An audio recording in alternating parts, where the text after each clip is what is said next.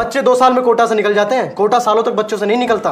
हम एवरेज बच्चों के साथ हमेशा ऐसा ही होता है, इनजस्टिस। आप जीवन में किसी स्पेशल पर्पस के लिए बने। माँ बाप के डिसीजन शायद गलत हो सकते हैं, उनकी नीयत कभी गलत नहीं होती। कोटा एजुकेशन हब या बिजनेस हब राजस्थान का एक ऐसा शहर जो फेमस है जेईई और नीट जैसी कॉम्पिटिटिव एग्जाम की प्रिपरेशन के लिए, जहां 150 से भी ज़्यादा कोचिंग इंस्टीट्यूट हैं। लेकिन इसके पीछे की डार्क रियलिटी है ये।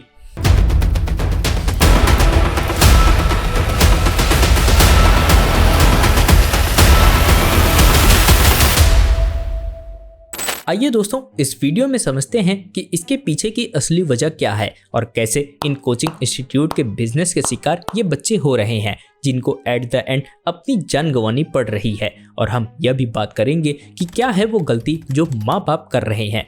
तो आइए इस वीडियो को शुरू करते हैं। रिसेंट के एक सर्वे से पता चलता है कि 223 हॉस्टल में करीब 83 स्टूडेंट सीरियस डिप्रेशन में हैं। कोटा कोचिंग इंस्टीट्यूट का एनुअल बिजनेस 5 करोड़ रुपए से भी ज्यादा का है और हर साल कोटा में 2 लाख से ज्यादा बच्चे अलग अलग राज्यों से यहाँ आते हैं कॉम्पिटिटिव एग्जाम की तैयारी करने के लिए। यहाँ के बढ़ते सुसाइड केस को देखते हुए एडमिनिस्ट्रेशन ने यहाँ के पीजी और हॉस्टल में स्प्रिंग लोडेड फैन और अलार्मिंग सिस्टम भी लगवाए। लेकिन क्या इतना कर देने से इन बच्चों की जिंदगी सुधर जाएगी? सुसाइड केस में कमी आ जाएगी? नहीं, बिल्कुल भी नहीं, क्योंकि यहाँ बात है बच्चों के मेंटल हेल्थ की, जिसको आप इन अलार्म सिस्टम से नहीं सही कर सकते। हमें समझना होगा कि क्यों बच्चे इतनी बड़ी क्वांटिटी में डिप्रेशन में जा रहे हैं। लेकिन दोस्तों, इंडिया में डिप्रेशन जैसे सीरियस केस को इतने हल्के में क्यों लिया जाता है, आपको पता है? इन जैसे लोगों की मानसिकता की वजह से। The moment somebody is feeling low, then they call this is depression. It's just a bullshit. माँ बाप के पास जाइए, माँ को बोलिए एक थप्पड़ मारे, पिताजी को बोलिए एक लात मारे, सब डिप्रेशन आउट। बात सिर्फ इतनी ही नहीं है, आम लोग भी कुछ ऐसे ही सोचते हैं। 2022 के वर्ल्ड मेंटल हेल्थ के डाटा की बात करें तो इंडिया में 81% स्टूडेंट अपने एकेडमी और एग्जाम को लेकर डिप्रेशन में हैं। इसका रीजन है कि अब एजुकेशन सोशल वर्क नहीं बल्कि बिजनेस बन चुका है, जिस बिजनेस में ज्यादातर हिस्सा है कोचिंग इंस्टीट्यूट का। यही वजह है कि आजकल कोचिंग इंस्टीट्यूट एजुकेशन का प्राइमरी हब बन चुका है और स्कूल सेकेंडरी। यही वजह है कि टीचर्स स्कूल के क्लासरूम में मेहनत कम करते हैं और यहाँ दिखती है हमारे एजुकेशन सिस्टम की कमी। अगर इंडियन एजुकेशन सिस्टम सही होता तो ये कोचिंग बिजनेस कभी इतना बड़ा नहीं हो पाता। आप सोचिए, एक बच्चा पहले सुबह 8 बजे से लेकर 2 से 3 बजे तक स्कूल में अपना समय देता है, फिर 4 से 5 घंटा कोचिंग में अपना समय देता है, तो इस हिसाब से दिन के 9 से 10 घंटे बच्चा सिर्फ स्कूल और कोचिंग के चक्कर काटता रहता है।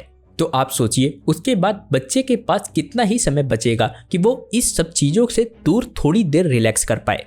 और बात सिर्फ नीट और जेईई की करें तो हर साल 30 लाख बच्चे अपना 10th करने के बाद या तो कोटा चले जाते हैं या फिर किसी अपने आसपास के इंस्टीट्यूट में एडमिशन ले लेते हैं और फिर उनका मेन गोल होता है इन टॉप 23 आईआईटी कॉलेज में एडमिशन लेना। बच्चे और उनके परिवार इसको ही सब कुछ मानने लगते हैं।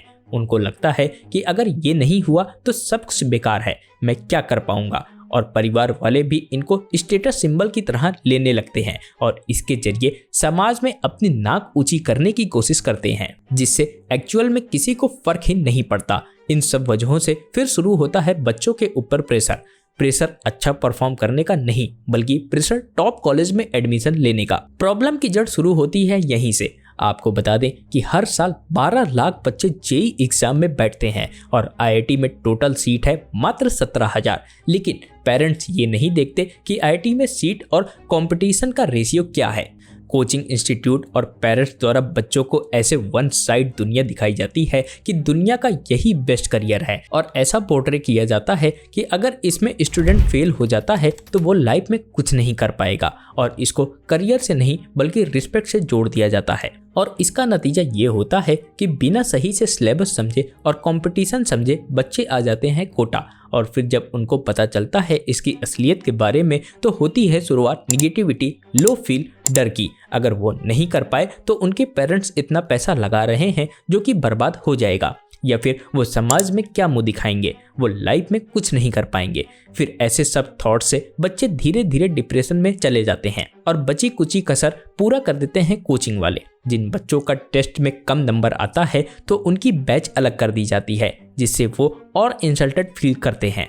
और इतना ही नहीं, टॉपर की क्लास अलग चलती है, उनको अच्छे टीचर्स पढ़ाते हैं, लेकिन जो बच्चे लोअर बैच में होते हैं उनमें टीचर्स अच्छे नहीं होते। लोअर बैच के टीचर्स ऐसे होते हैं जो आपको अपने शहर में भी मिल जाएंगे। इन सब की वजह से कहीं ना कहीं प्रॉब्लम और बढ़ती ही है। साथ ही टॉपर्स की ट्रेनिंग भी होती है, जैसे कि हर कोई कोचिंग चाहती है कि टॉपर मेरे कोचिंग से ही निकले, तो टॉपर्स बच्चों को कोचिंग वाले अपने यहाँ बुलाने के लिए पैसे देते हैं या फिर डिस्टेंस के जरिए अपने कोचिंग में एडमिशन दे देते हैं। तभी आप देखते होंगे कि बहुत बार ऐसा होता है कि सेम बच्चे की फोटो कई इंस्टीट्यूट वाले अपने पोस्टर में लगाए रहते हैं। दोस्तों, कोचिंग वाले उन बच्चों पे सबसे ज्यादा इन्वेस्ट करते हैं जो उनके लिए एडवर्टीजमेंट का कारण बन सकता है। टॉप 100 रैंक तक के बच्चे को कोचिंग वाले अपने 5 स्टार हॉस्टल में रखते हैं, उन पे खर्च करते हैं, लेकिन इस बिजनेस की वजह से दूसरे बच्चों में डिस्क्रिमिनेशन होने लगती है, जिससे दूसरे बच्चे अपने को नीचा समझने लगते हैं। हालांकि कोचिंग वालों का दावा है कि उनके यहाँ हर बच्चों के लिए साइकोलॉजिकल काउंसलर है, लेकिन जब आप रियलिटी देखेंगे तो काउंसलिंग के नाम पे बच्चों से बस एक फॉर्म भरवा दिया जाता है कि आर यू हैप्पी और नॉट, जिसमें सभी बच्चे हाँ में जवाब देते हैं। तो इससे पता चलता है कि कोटा की क्या रियलिटी है। दोस्तों, अगर बैच की बात करें तो ऑन एवरेज एक बैच में एक क्लास में एक साथ 200 से 300 बच्चे पढ़ते हैं। तो इससे आप खुद सोच सकते हैं कि क्या टीचर हर एक बच्चे पे ध्यान देगा। बहुत से ग्राउंड रिपोर्ट देखने के बाद मुझे यह समझ आया कि अगर आप एक्स्ट्रा टैलेंटेड हैं तो आपको कोटा अपनी पलकों पे बैठा के रखेगा, क्योंकि आपसे ही उनको एडवर्टीजमेंट करना है और नेक्स्ट बैच में हजारों बच्चों का एडमिशन लेना है। और अगर आप एक नॉर्मल या एब नॉर्मल भी हैं तो भी आपको वहाँ कोई पूछने वाला नहीं है। दोस्तों, कोटा पूरा का पूरा बिजनेस हब हो गया है, ना कि एजुकेशन हब। मेडिकल स्टूडेंट का भी यही हाल है। 2010 से 2019 में 358 स्टूडेंट ने सुसाइड कमिट किया। अब सबसे बड़ा सवाल यह है कि क्या कोटा जाके आप जेईई नीट की तैयारी कर सकते हैं? तो इसका सीधा सा जवाब है कि आप इन सारी चीज़ों को अपने ऊपर कैसे लेते हो। अगर आपको सही में लगता है कि आप प्रिपेयर हैं मेंटली, फिजिकली, इमोशनली और financially, you should go to Kota. लेकिन किसी के दबाव में आकर, प्रेशर में या किसी को देखकर अगर आप कोटा जाते हैं तो मेरे दोस्त, तुम बहुत बड़ी प्रॉब्लम में फंसने वाले हो। हालांकि मेरा मोटिव किसी को डिफेम करना या आपको डिमोटिवेट करना नहीं है, लेकिन रियलिटी को आंखों से देखना भी बहुत जरूरी है और उससे भी ज्यादा जरूरी है स्टूडेंट की मेंटल हेल्थ। आप जहां भी है, आप चारों तरफ आंख उठा के सही से एनालिसिस करेंगे तो आप खुद समझ जाएंगे कि ये दुनिया सिर्फ इंजीनियर और डॉक्टर से ही नहीं चल रही है। इसके अलावा भी हजारों चीजें हैं आप कर सकते हैं और उनकी लाइफ स्टाइल शायद एक डॉक्टर और इंजीनियर से ज्यादा ही अच्छी मिलेगी आपको। तो अगर आपको खुद लगता है कि आपका इंटरेस्ट इसमें है तो ही आप ये डिसीजन लें। ठंडे दिमाग से आपको खुद सोचना होगा। ये स्क्रीन पे दिख रही सारे करियर ऑप्शन की लिस्ट है, इसकी लिंक मैं आपको डिस्क्रिप्शन में दे रहा हूँ, आप एक बार जाके देखिएगा जरूर। देखिए दोस्तों, रिस्पेक्ट हर काम में है, पैसा हर काम में है, बस आपको चाहिए पेशेंस। अगर आप मेहनत के साथ पेशेंस रखते हो तो आपको हर वो चीज़ मिलेगी जो आप सोच भी नहीं सकते। कोटा की डार्क रियलिटी ये भी है कि वहाँ नशा बहुत होता है।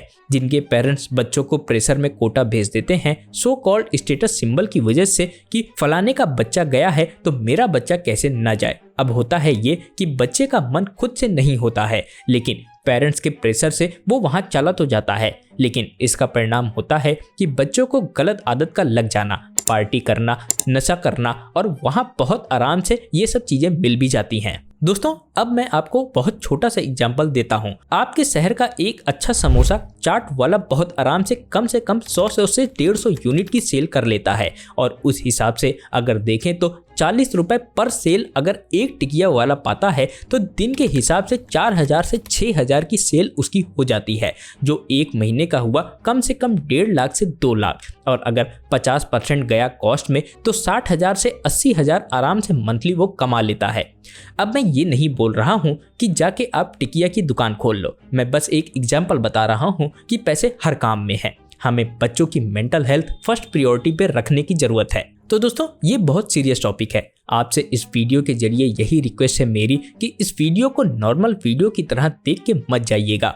अगर आप स्टूडेंट हैं तो इस टॉपिक पे आप क्या सोचते हैं, आपको क्या लगता है कि प्रॉब्लम कहाँ आ रही है, तो हमें कमेंट करके ज़रूर बताइए। और अगर आप पेरेंट्स हैं तो इस वीडियो में बताई गई हर एक बात ध्यान से सुन के अच्छे से सोचें कि आपने अपने बच्चे के लिए कोई गलत डिसीजन तो नहीं ले लिया है। तो दोस्तों, ऐसी ही वीडियोस के लिए हमारे चैनल को सब्सक्राइब करना ना भूलें और आने वाली लेटेस्ट वीडियोस के अपडेट के लिए हमारे चैनल के नोटिफिकेशन को जरूर ऑन कर लें। तो दोस्तों, मैं रत्नम सिंह मिलता हूं आपसे किसी नए वीडियो में किसी नए टॉपिक के साथ। धन्यवाद।